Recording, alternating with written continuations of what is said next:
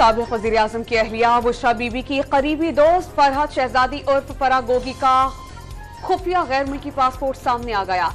लूटी हुई मुबैना दौलत छुपाने और मनी लॉन्ड्रिंग के लिए गैर मारूफ मुल्क वेनाताओ का खुफिया पासपोर्ट बनवाया गया। चेयरमैन PTI और बुशरा बीबी की दौलत मुख्तलिफ ममालिक में छुपाने के लिए फरा गोगी ने 80 पासपोर्ट गैर मुल्की सफर कराए। प्रॉपर्टी टाइकून के बेटे ने एक ताजिर के जरिए $1,30,000 के इवज पासपोर्ट बनवाया। साबिक़ खातून अव्वल की फ्रंट पर्सन के 14.5 अरब रुपए के गैर कानूनी असासाजात का इंकशाफ।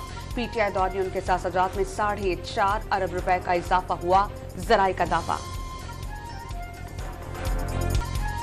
आम इंतखाबात का बिगुल बजते ही सियासी राबतों में तेजी। नून लीग की वफ्द की कराची में मुत्तहिदा के मरकज बहादुराबाद आमद। साद रफीक ने सिंध में हम ख्याल जमातों का सियासी इत्तेहाद वक्त की ज़रूरत करार दे दिया। आइन को हुक्मरान दोस्त के बजाय अवाम दोस्त बनाने के अज़्म का इजहार। खालिद मकबूल सिद्दीकी दोनों जमातों के दरमियान राबते जारी रखने के लिए पुरुमीद। वसाइल की मुनसिफाना तकसीम को मुल्की तरक्की का जरिया करार दे दिया। को जोड़ के फिर वो पीपुल्स पार्टी का मुकाबला करना चाह रहे हैं। आप कितनी भी कोशिश करें, जिसमें मैंने पहले कहा कि 0+0+0 रिजल्ट 0। PMLN का मुझे एक भी ऐसा इक़्तिदार नहीं है कभी फ्री इलेक्शन में PMLN को इक़्तिदार मिला हो। हमेशा जब भी धांधली हुई, धांधली की शुरुआत हुई, धांधली की पैदावार हुई, तो आपको PMLN इक़्तिदार में नजर आएगी। MKM नून लीग इत्तेहाद 0-0। नून लीग कभी शफाफ इलेक्शन के जरिए इख्तिदार में नहीं आई। साल 2017 की तरह किसी नाअहल को अवाम पर थोपने से रोकेंगे। जियाले रहनुमा शर्जील इनाम मेमन ने साफ बता दिया कि सिंध नहीं वस्ती पंजाब में नून लीग से मुकाबला होगा। अगला वज़ीर-ए-आज़म पीपल्स पार्टी का होगा। तुंदो तेज बयानात के बाद नून लीग और पीपल्स पार्टी तलखियां कम करने पर मुत्तफिक। लीगी रहनुमा साद रफीक, अय्याज सादिक और बशीर मेमन की कराची में खुर्शीद शाह, नवीद कमर और गुलाम मुस्तफ़ा शाह से मुलाकात। मौजूदा मुल्की सूरत हाल और इंतखाबी उमूर पर तबादला ख्याल। खुद मुख्तारी, सालमियत,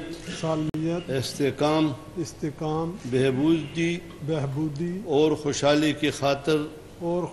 की खातिर अंजाम दूँ। दीगरा वज़ीर आला खैबर पख्तूनख्वा जस्टिस रिटायर्ड अरशद हुसैन शाह ने हलफ उठा लिया। गवर्नर गुलाम अली ने हलफ लिया। साबिक़ वज़ीर आला महमूद खान और साबिक़ अपोजिशन लीडर अकरम दुरानी ने अरशद हुसैन का नाम तजवीज़ किया था। तहरीक इंसाफ ने अरशद हुसैन शाह की बतौर निगरान वज़ीर आला तकर्री मुस्तरद कर दी। महमूद खान और अकरम दुरानी को नाम तजवीज़ करने का इख्तियार नहीं। PTI तर्जुमान का अदालत से रुजू करने का इशारा। असेंबली को छोड़ने का जो डिसीजन, पंजाब असेंबली को डिसॉल्व करना, KPK की असेंबली डिसॉल्व करना, ये फैसले वो थे कि एक के बाद एक गलत फैसला हो ही जा रहा था। उन्होंने एक बड़ा जबरदस्त इदारा बनाया, शौकत खाना। बुज़दार अब फारिग है, तो बुज़दार को एक हफ्ते में इसने हस्पताल तबाह ना कर दिया। मेरा आप नाम बताओ।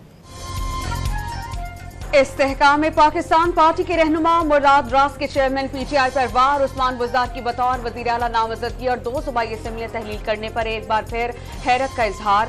एक के बाद दूसरा गलत फैसला किया गया।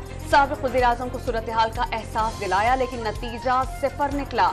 साबिक़ वज़ीर तालीम पंजाब की प्रेस कॉन्फ्रेंस।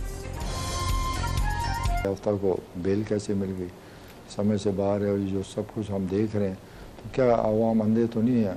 वो कैसे ट्रस्ट करेंगे? क्योंकि लीडर को एज ए लीडर बन के आना चाहिए था और डरना नहीं चाहिए था।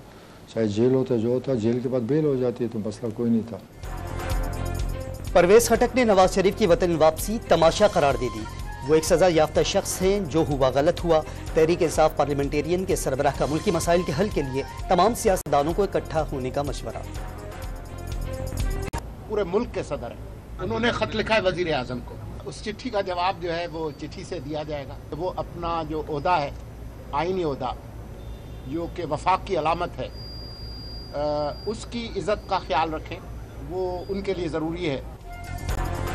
चिट्ठी का जवाब चिट्ठी। लेवल प्लेइंग फील्ड से मुतालिक निगरान वज़ीर आज़म को सदर के खत पर निगरान वज़ीर इत्तलात का मौक़िफ़ सामने आ गया। निगरान हुकूमत आइन और इलेक्शन कमीशन ऑफ पाकिस्तान की हिदायत के मुताबिक चलेगी। मुर्तज़ा सोलंगी की वज़ाहत। गाजा पर जुल्म बर्बरियत का 37वां दिन। इसराइल का मरीजों के खिलाफ भी एलान जंग। अल-शिफा और अल-कुद्स अस्पतालों पर शेलिंग। ٹینکوں سے محاصرہ، اسپتالوں کے باہر اسنائپرز تعینات کر دیے۔ الشفا اسپتال کی بجلی اور آکسیجن پہلے ہی منقطع، آئی سی یو اور امراض قلب کے وارڈز تباہ۔ بجلی اور آکسیجن نہ ہونے کے باعث نومولودوں کو انکیوبیٹر سے نکال لیا گیا۔ شمالی غازہ میں واحد فعال اسپتال الاہلی کے بلڈ بینک میں خون کا ذخیرہ ختم۔ صہیونی فوج مریضوں اور زخمیوں کو زبردستی اسپتالوں سے بے دخل کرنے لگی۔ شہداء کی تعداد 11,100 ہو گئی۔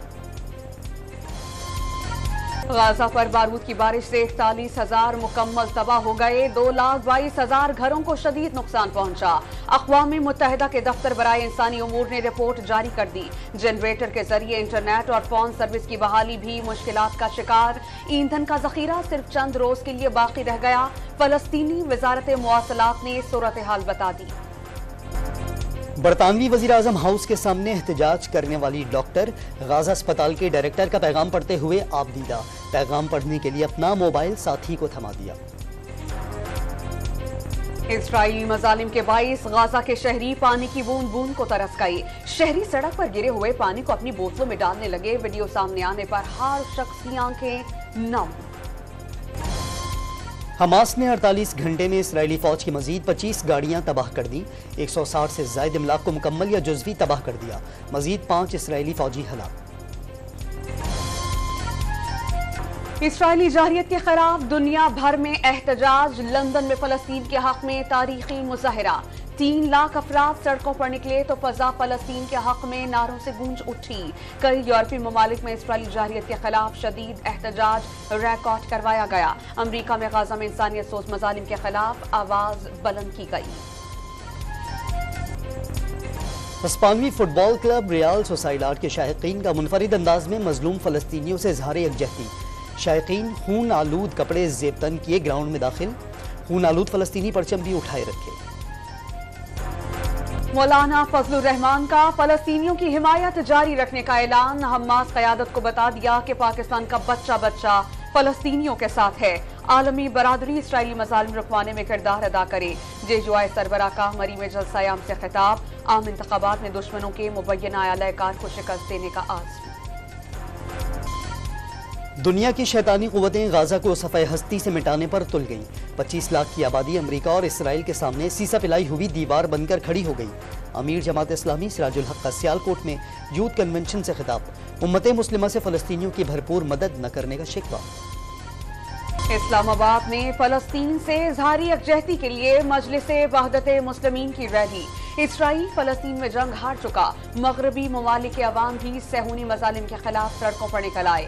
حکومت عوام کی آواز کیوں نہیں سن رہی؟ راجہ ناصر عباس کا شرکا سے خطاب۔ نواز شریف کل کوئٹہ جائیں گے، اہم بلوچ رہنماؤں سے ملاقاتیں کریں گے۔ بلوچستان عوامی پارٹی کے ساتھ انتخابی اتحاد کا اعلان متوقع۔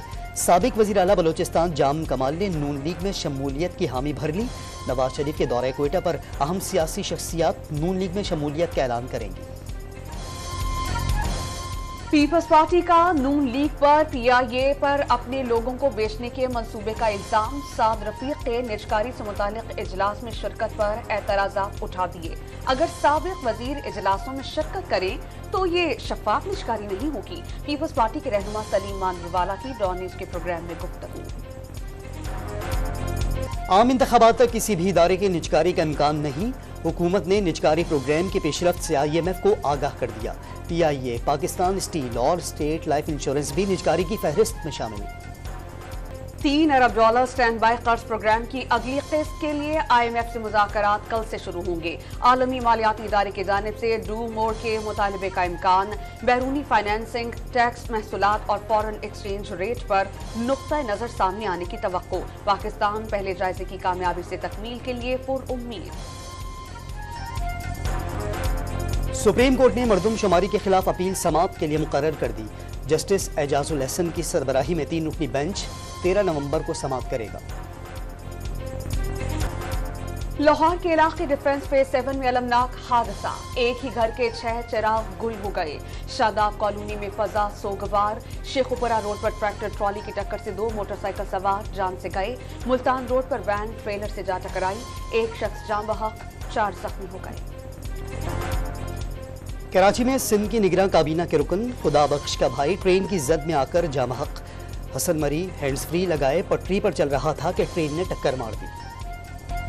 غیر قانونی تارکین وطن کے خلاف کریک ڈاؤن کا 12واں روز۔ کراچی میں ہولڈنگ کیمپ سے مزید 105 غیر قانونی تارکین وطن واپس بھیج دیے گئے۔ افغان تارکین وطن کو 2 بسوں کے ذریعے چمن بارڈر روانہ کیا گیا۔ نصیر آباد میں 30 کروڑ روپے مالیت کے غیر ملکی کپڑے کی سمگلنگ ناکام۔ ایف سی اور پولیس نے قومی شاہراہ پر کوئٹہ سے اندرون سندھ جانے والے 7 کنٹینر سے سارا سامان ضبط کر لیا، ڈرائیورز گرفتار۔ نجر کے بعد کینیڈا میں سکھ برادری کے 2 مزید افراد کا بھی قتل۔ باپ بیٹے کو شاپنگ پلازا کے سامنے گولیاں ماری گئیں۔ ہرپریت سنگھ اور بیٹے کے قتل میں بھارتی ایجنٹ ملوث ہونے کا شبہ۔ ورلڈ کپ میں سفر تمام ہونے کے بعد واپسی کا سفر۔ قومی ٹیم کے کپتان بابر اعظم سمیت 11 کھلاڑی کولکتہ سے دبئی روانہ۔ کھلاڑی مختلف پروازوں سے آبائی شہروں میں پہنچیں گے۔ حسن علی بھارت میں اپنے سسرالیوں کے پاس ہی قیام کریں گے۔ لاہور میں پولو کپ کا فائنل ٹیم وائٹ نے جیت لیا۔ ٹیم ریڈ کو 5 کے مقابلے میں 6 گول سے شکست۔ فاتح ٹیم کے بلال حی نے سب سے زیادہ 5 گول داغے۔ نیزہ بازی کے مقابلوں میں بھی کھلاڑیوں نے مہارت دکھائی۔ ہندو برادری کے رنگوں کا تہوار، خوشیوں کی بہار۔ ملک بھر کے مندروں میں دیوالی کے لیے خصوصی پوجا کے انتظامات۔ کراچی میں ایمن جناح روڈ، کلفٹن اور نیٹو جیٹی مندر سج گئے۔ رحیم یار خان میں 80 پاؤنڈ وزنی کیک کاٹا گیا۔ مظلوم فلسطینیوں سے اظہار یکجہتی۔ پشاور کے شہریوں کا پرندوں سے پیار، سج گیا پالتو پرندوں کا بازار۔ آسٹریلین طوطے دور دراز سے آئے شہریوں کی توجہ کا مرکز بنے رہے۔ اور طبلے اور ہارمونیم کا ملاپ۔ اسلام آباد کے قوالی نائٹ، اپنی مثال آپ، یاد اقبال کے عنوان سے صوفیانہ کلام پر شرکا بے ساختہ جھوم اٹھے۔